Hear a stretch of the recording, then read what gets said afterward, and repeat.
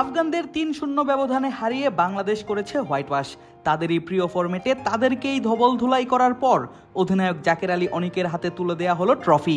সেই সিরিজ জয়ের ট্রফি নিয়ে কোনো সেলিব্রেশন না করেই জাকের এগিয়ে গেলেন কোনো একজনের দিকে, আর তার হাতেই তুলে দিলেন ট্রফিটা। সেই টিমমেট আর কেউ নয়, সাইফ হাসান। দলের বাকি সদস্যরাও সাইফকে ঠেলে দিলেন মাঝে, আর সাইফ ট্রফিটা উঁচিয়ে ধরতেই শুরু হলো সিরিজ জয়ের আনন্দ। টিভি পর্দায় এই দৃশ্যটা দেখে নিশ্চয়ই মুখের কোনায় একটি হাসি আর মনের ভেতর আনন্দের ঢেউ খেলে গিয়েছে টাইগার ফ্যানদের মাঝে, কেননা ট্রফিটা যে সাইফেরই প্রাপ্য, অন্য যে কারো থেকেই বেশি। ওয়ালটন এখন দেশের সীমানা পেরিয়ে পৌঁছে গিয়েছে ৫০টিরও বেশি দেশে। ওয়ালটন, ঘরে ঘরে, বিশ্বজুড়ে। পূর্বের ম্যাচগুলোর কথা বাদ দিলেও আজকের ম্যাচেই সাইফ খেলেছেন ৩৮ বলে ৬৪ রানের অপরাজিত এক ইনিংস। তার থেকেও বড় কথা, প্রায় ১৭০ স্ট্রাইক রেটের সেই ইনিংসে সাইফ ছক্কা হাঁকিয়েছেন ৭টি, যেখানে এই ব্যাটারের কাছ থেকে ৪ এসেছে মাত্র ২টি। আর এই ডানহাতি ব্যাটারের ব্যাটে ভর করেই ১৪৪ রান তাড়া করতে নামা বাংলাদেশ পায় জয়ের দেখা।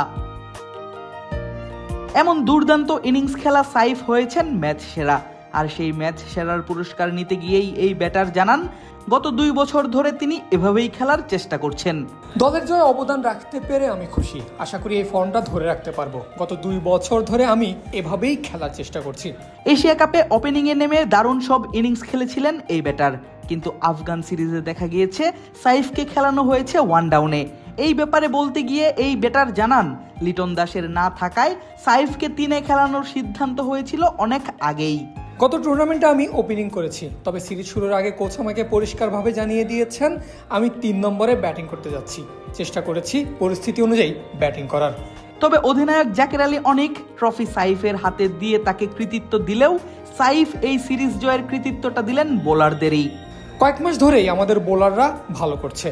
এটা খানিকটা ছোট মাঠ, তারা পরিকল্পনা অনুযায়ী বোলিং করেছে এবং তাদের অল্পতে আটকে দিতে পেরেছে। পুরো কৃতিত্বটাই বোলারদের দিতে হবে। আর কয়েক মাস পরেই বাংলাদেশ খেলবে টি-২০ বিশ্বকাপ। তার আগে আছে বেশ কিছু দ্বিপাক্ষিক সিরিজও। দর্শকরা নিশ্চয়ই চাইবেন ততদিন যেন দল থাকে এমন দুর্দান্ত ছন্দে ফর্মে থাকেন সাইফ হাসানও। আদিব আশরাফ, ক্রিক ফ্রেন্জি।